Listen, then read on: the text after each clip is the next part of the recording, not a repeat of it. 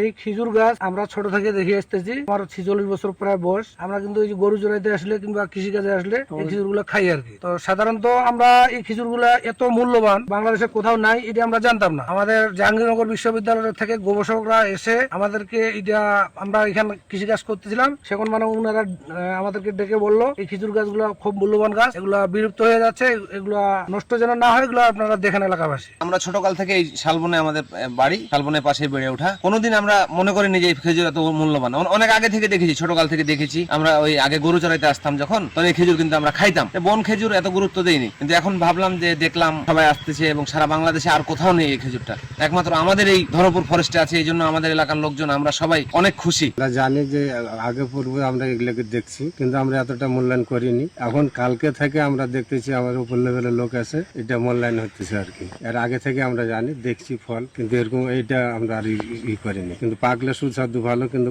কষ্ট এই কাঁচায় কষ্ট লাগে আর কি। আমরা ছোট থেকে দেখতেছি আর কি যে বন খেজুর খাই আমরা। বন খেজুরের গাছ মেলা ছিল জঙ্গলে, বিভিন্ন জায়গায় বিভিন্ন রকম, অন্য জায়গায় ভালো ভালো ছিল, আরো এর থেকে বেশি খেজুরও খাইছি আমরা। আগে প্রথমে খেজুরটা যখন হবে, তখন প্রথমে হবে সবুজ, তারপরে হবে লাল, আর তারপর যখন পাকবে তখন হবে কালো। লিলি হালাল বিউটি সোপ, বিএসটিআই কর্তৃক সনদপ্রাপ্ত দেশের প্রথম হালাল বিউটি সোপ। দীপ্তিময় উজ্জ্বল ত্বকের জন্য।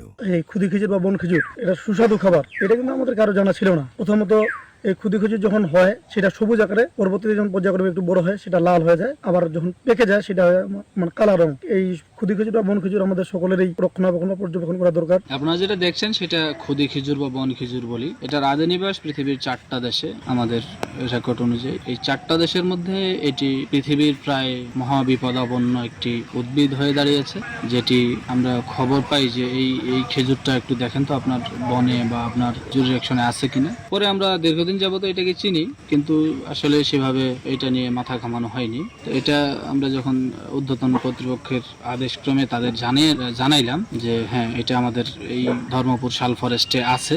আর এটি যেহেতু বিলুপ্তি প্রায় উদ্ভিদ, এটি সংরক্ষণের জন্য আমাদের বন অধিদপ্তর কর্তৃক আমরা চেষ্টা চলছে। এই খেজুরটি সাধারণত আমাদের যে আমরা বাংলাদেশে সচরাচর যে দেশি খেজুর দেখি, সেটার থেকে সাইজে একটু ছোট, আর স্বাদ বা এর যে সুগন্ধ ফ্লেভারটা আছে সেটা দেশি খেজুরের মতোই, কিন্তু মিষ্টিটা আমার কাছে মনে হচ্ছে দেশি খেজুরের থেকে একটু বেশি মিষ্টি আর কি।